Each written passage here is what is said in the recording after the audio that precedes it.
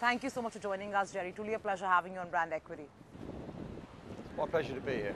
First question really about this mammoth takeover between Dentsu and Aegis, and you've really been the man at the helm of this takeover.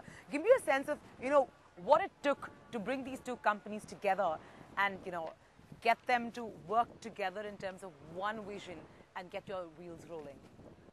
Yeah, the way the deal came about originally was that Dentsu, who had been around for 110 years, had grown outside of Japan to some extent, but still at that moment 90% of their revenue was in Japan. And what you saw was a significant growth opportunity outside of Japan, which Dentsu were not really participating in. So they took the view to acquire, if you like, a ready-made network that was performing pretty well in the market. So that was a logical sense for them. From our perspective, clearly it created a group that was truly globally scaled. None of our competitors have a scaled offer in Japan. So that had some logic there. And also one of the key benefits of Japanese corporates is to take a very long-term view. And with the massive changes that are coming about within the advertising business, it made a lot of sense to be part of an organisation that's going to be able to invest and take a long-term view on progress. So if you like, the coming together was a very, very good opportunity for everyone. I think quite importantly, what it also meant was because we created a head office in London for Dentsu Aegis Network to manage all the assets outside of Japan, it meant there was a lot of continuity. So whereas the previous public company had a head office in London, all of that's been utilised to help drive the new Dentsu Aegis network. And when you consider that this is the largest acquisition in the history of advertising, the progress in the last 24 months has been absolutely stunning. Right, but how about the sensitivity that comes with this merger or with this takeover, simply because one is British and one is Japanese, and it's very diverse cultures. Yeah. So when you're doing business together, right, and you're married, how is that working out? What are the kind of challenges you're seeing in terms of just aligning everybody so that you're tunnel focused in terms of what your vision is? I think it's two things. For sure, there are different cultures between Britain and Japan, but let's face it, there's different cultures between the UK and France, which is only sort of 20 kilometres away. So culture isn't the determining factor. What I think the determining factor is, do you share a vision and do you share the same values? And I think what's critical is that both Dentsu and the legacy Aegis business had a very same set of values, and that's come together to produce a set of values that supports the vision we have. So in that regard, it's not been particularly challenging. Also, if you look at the sort of the way Japanese businesses run themselves in Japan, that's quite different from how the global business works. And given that we run the business effectively outside of Japan, we're not particularly challenged by the working practices you have in Tokyo. So there's not that clash, if you like. It's actually very complementary, and at the same time we share the same values, so we get along very, very well. And it's extremely positive marriage in that regard. Right. I'm very clear about what Aegis brings to the table for Dentsu, right, and why this was looking attractive. But what did Dentsu bring to the table for Aegis? Well, they bring an ability for long-term planning, and that's actually quite important when there's a lot of investment to be made in developing the business. Clearly, we have significant change in our industry driven by technology, by convergence, the growth of e-commerce and broadband driving the digital economy straight through the heart of the business. So that's a huge change and requires investment in infrastructure and systems to support the technology part of our business. So that ability to long-term invest in a more scaled organisation is critical.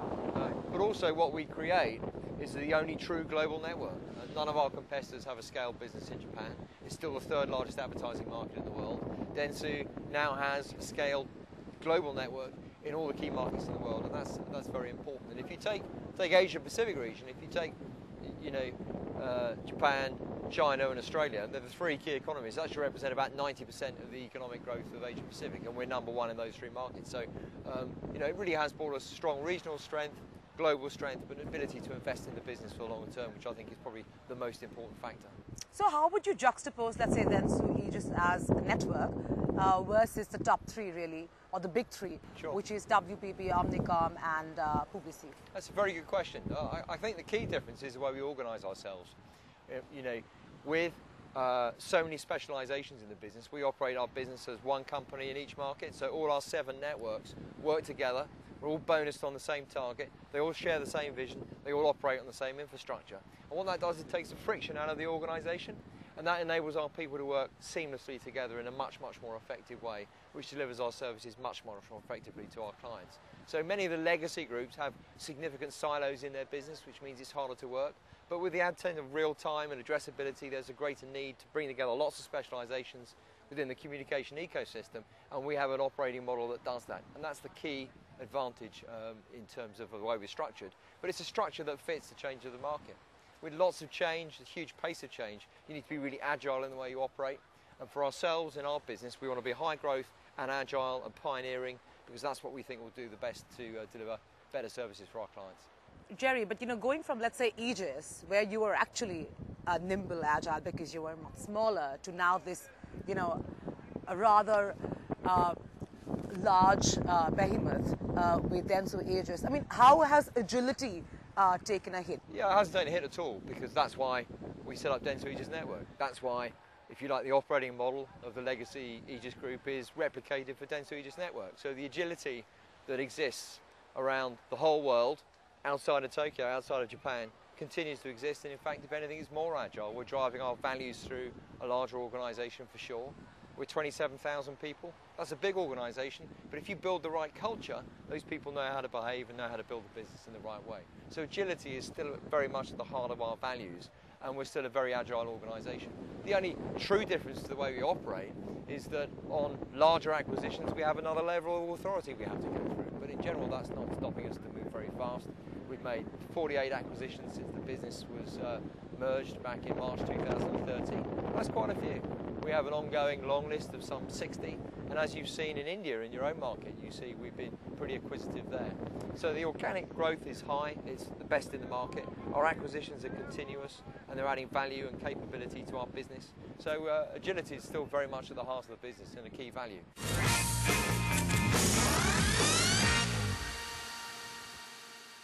Dentsu Aegis has been on an acquisition spree, but it's not just, Dan. Every other network also seems to be in a very acquisitive mode.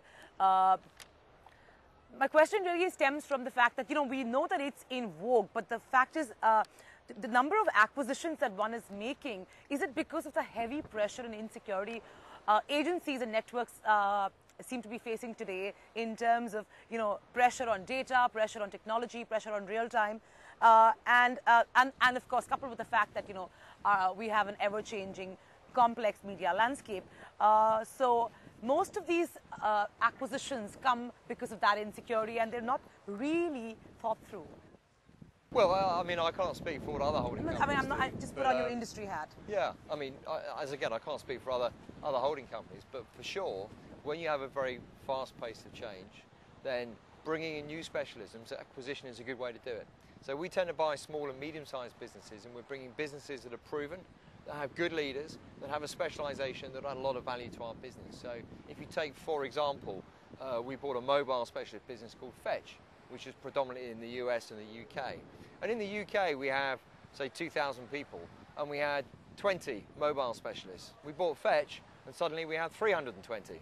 So suddenly we're able to scale our business in a specialisation, bring in innovation, and enable to provide services that infill, and we can cross-sell to other clients as well. So it's very much part of accelerating the strategy to upgrade the quality of our services by acquiring businesses that are proven.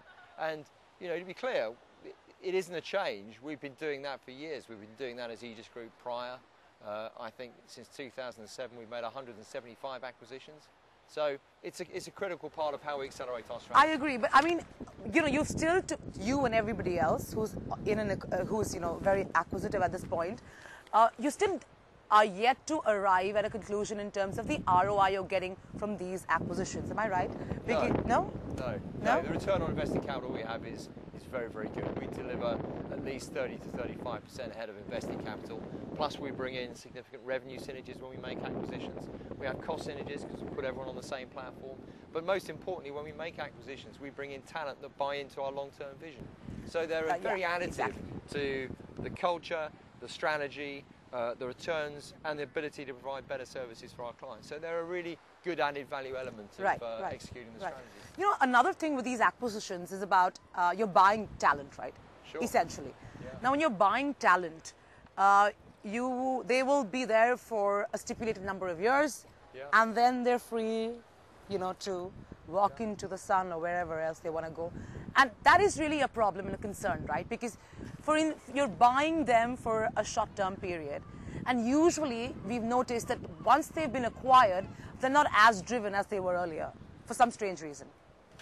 Yeah, I mean, that is one of the challenges of making acquisitions of talent, which is why when you go into the acquisition process, the most important thing is, do the people buy into your long-term vision? Because if they're just selling for the money, you're exactly right, they'll lose motivation and they'll leave. So it is a challenge, but it's one that we've really taken head on over previous years. We're very clear about only acquiring businesses that buy into the vision, that they know their place in the business. As soon as they come into the business, they benefit from work from the rest of the network, which helps a great deal. And whilst I think if you look industry-wide, the statistics say only 30% of managers stay post-earnout, which is when they stop making their money. Our track record is that 70% stay. So we have a significantly better record of retaining senior managers from acquisitions. And as a consequence of that, it's a very additive to our culture, because across the business, we have some 400 managers who've been through the process of selling their business to us at some stage. And that adds a different dynamic to the culture of the business, and that cascades all through the organisation. So in terms of, geographies, for Dentsu Aegis, which is your star right now in terms of the best performer? Well, we've got a lot of very high-performing markets at the moment, but if you look at the most important markets to us, really, you would say China and the US. Okay. US is a strong economic recovery market, but also it has significant potential still.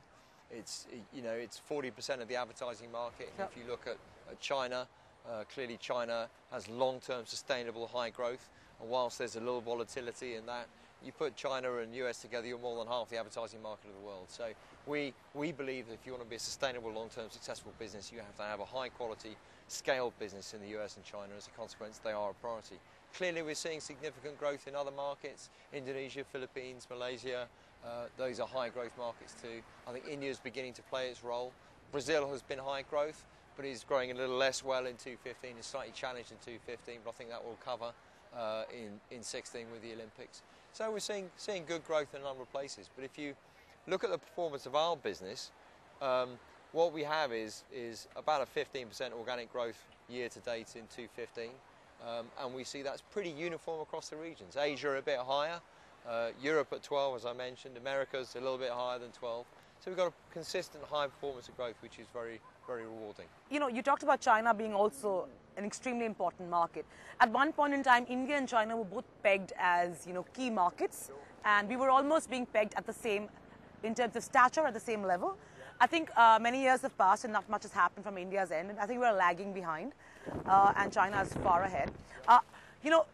Give me the external view of how you see India and China, and where you think we have a problem, where we need to, pull up our socks and start running, so at least we're not that distant from China. Yeah, I mean, I think, China has a highly controlled economy. It has a command economy, if you like, which works very well for them, a sort of command capitalist economy model, which means that when they say they're going to get 7% growth, they kind of make sure they do as best they can. And clearly, it has a very high workforce, but that workforce is beginning to age.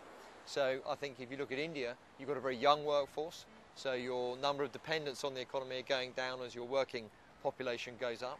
I think you now have a consistent, business-friendly government. I think Modi's been seen externally to be doing a very good job at making India a long-term business-friendly environment, which attracts investment, attracts capital. Capital can go where it likes in the world. I think it's choosing to go to India now. Clearly, there are still some development opportunities with regard to infrastructure, and I think that's going to be an important element to it. But as you grow the economy and you grow the infrastructure, then you'll grow consumer demand and grow a better market for consumer brands, and that'll in turn grow the advertising market. So from our perspective, we see it as long-term growth.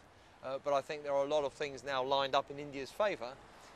Strong, consistent, business-friendly government, a young workforce, well-educated workforce, and a growing focus on infrastructure. Those things will really help India, I think, in the medium long term. You've been very kind. But if I could ask you to be slightly critical of us in terms of where you think, we're off. Look, I suppose the issue is we kind of heard that before. So is it going to be delivered this time? And that's, if you want to be critical, the proof will be in whether you actually deliver it. At the moment, I think there's more evidence that it will be delivered this time. But, you know, India's India. You know, who knows, Modi might get kicked out in a year. So, you know, who knows? But if you can deliver a consistent strategy for a number of years, I think there are many, many things in India's favour that I think will be extremely positive.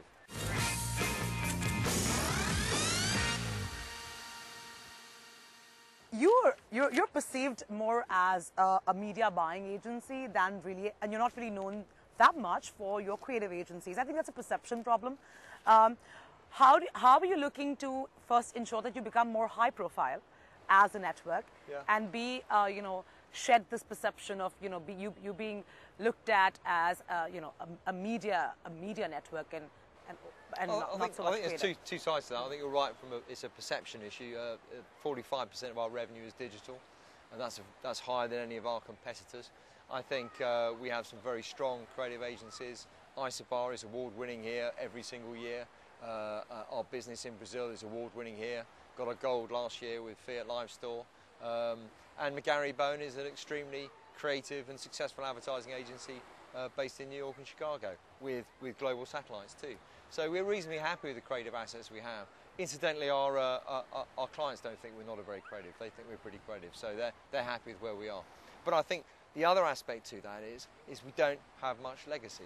We don't have lumbering, old-fashioned global advertising networks that are holding back the development of our business. And I think, if you like, the perceived insult of you're a media agency is in fact a complete compliment to us. What it means is we're strong in the parts of the business that are growing well. We're strong in the parts of business that are going to be important for clients. And the way they navigate the content equation and the audience equation in the new growing digital economy, and in that ecosystem where engagement and transaction are coming closer together, we're very much at the heart of that, and I think that gives us a very strong future, and got no concerns about that. I believe that your current focus is on really the integration of both of these companies and having a common P&L.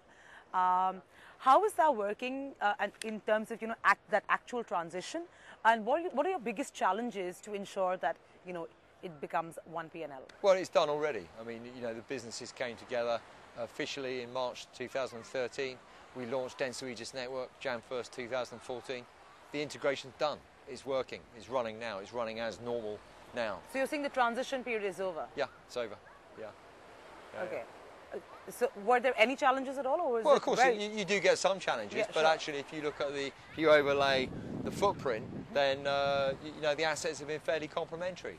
Right. So I think it's been, if you like, it was preordained it would work quite well because there's a very good fit. I think there's a strong management focus on being a single company, and we work very hard to engage all of the people who are involved in the business to buy into the new vision. In general, we've been successful. And of course, you've got to remember, when these two businesses came together, there weren't any redundancies. There was no negativity from the very start. It's all been a very positive, forward-looking revenue synergy opportunity for the group and for the business, and that's worked extremely well. I know you're betting very heavily on programmatic, and you're investing very heavily on it, as you believe that in the future we will rely more on programmatic. But do you think so much dependence on programmatic is actually good, because you lose the whole human intuitive bit in terms of buying media assets? The reality is, if you're looking to deliver a digital campaign on 10,000 websites, people can't buy that. You need to have better insights, and you need to build better data sets that enable you to plan much smarter and buy much smarter. And there's very significant value in the programmatic approach. It is massively efficient to do that. It enables you to create a much, much tighter, much more meaningful audience, which is hugely more efficient. And it means consumers get the messages they want to receive, not thousands of messages they don't want to receive. So I think, you know, if intuition is guessing, we're not guessing so much. I think most of our clients are very happy with that. I really want to talk about media agencies and their evolution. And you look at them in the last few years, and you see media agencies are a lot more creative, sometimes even more creative than creative agencies. So there is really a blurring of roles. If you look at media agencies and juxtapose them with creative agencies, how do you see that panning out in terms of, you know, role structure and different models that will emerge? Well, of course, you know, what convergence is doing is it's driving things together. So you're increasingly getting overlap between agencies. But, you know, human beings are selecting what the agencies do. It's up to us what we want to do. Yeah. So as convergence drives things together, and it means everything is much more addressable and much more real time, you're going to get some overlap in various areas. But the reality is, the business is still media, technology and creativity. It also has to be data and content and other subsets of that. But you still need that high level of creativity involved in the business. You still need to target far more efficiently. So all those requirements are still there. They're just in a much more complex environment. Therefore, they need to be executed better. They need to be using data much more efficiently. And they need to be creating engagement, which is a much more complex transaction than just exhibiting advertising. So all of those things are there. You don't lose things as things change. They become more sophisticated, become more developed, and that's what the business is about, and that's what the challenge of the changes to the industry is. But do you have a sense of what the future model will look like, given the fact that, I think we're up for some serious changes just because of our... I do. I mean, it will be much more social. It will be much more mobile. If you look at the progress of mobile, it's 2 billion smartphones today. 5 years ago, there weren't any. And in 5 years' time, there'll be 7 billion. And the capability of these smartphones is increasing massively. So we'll see increasingly trends towards mobile, to social, and the video. The amount of video content that's produced, it's breaking down the barriers of old media. And I think, in terms of your question about trading, I think it will be significantly more programmatic. I think there will be much more private networks that leverage high quality audiences in lots of different channels, and content and device is no longer linked. Content can be delivered to any device, and it's a much more flexible environment. It's a much more real-time environment, and engagement and e-commerce are coming strongly together. So those forces, those changes are only going to accelerate, and we have to ensure we can provide the service and product and capability and talent to add value to our clients' businesses, who are also being assailed by disruption with new business models in their arena as well. So how do you see the traditional advertising business model change? Well, it's changed already. It's already changed because you're operating in an ecosystem. You're operating in an ecosystem where everything is connected. So the advertising business has fragmented, it has atomized, and as it's done so at a faster rate, it is also connected and everything's coming together. So you have that convergence and atomization coming together, which is creating, as I said, more addressability and more real time. So that's a new model. It's interesting to see that today all networks are firing on all cylinders to ensure that, they have as many specialist shops within their community or within their network to ensure that they're satisfying every need of their client. But what we see from the client side is also very interesting, because they don't go to a network or a holding company or a agency to ensure that they are, fully serviced. They cherry pick. And they cherry pick across platforms, across networks. Do you think that's a big concern to, ensure that, your client is reined in and reined into your network so as to use the best services that you provide, that all you guys are investing so heavily on? Well, it's up to the networks to provide a service that their clients can buy into, and I think there are some high growth areas within that which I've talked about. Which I think if you focus on those, you've got to go where the market will be. Trying to defend or trying to change legacy is a problem. The reality is in the market today is you're either a startup or you're a turnaround. You're either turning your business around to equip it for the new market, or you're a startup. We spend our life turning our business around by buying startups as well, by bringing businesses in, but also evolving our model. And in that area, you have to be agile, you have to be pioneering, you have to be ambitious about what you do, and you really have to change your business very quickly. That's what we're doing, that's where our focus is, and I think we're very comfortable and not daunted by the challenges of the changing market. Where do you see Dan in the next 5 years? I think Dan will continue to grow very successfully. We've got a strong management, we've got a good culture, we've got a good vision, we've got a business that's very well resourced, very well funded, and we have very loyal clients who are really engaged with the changes and enjoying the service they're getting from us. So I expect to see us grow significantly, maybe double in size in the next 5 years. Double in size. Yeah. And in terms of revenue, share from digital? We'll probably be approaching 100% in the next 5 years. Really? Yeah. That's amazing. On that note, thank you so much, Jerry. This was truly a pleasure. Thank you very much.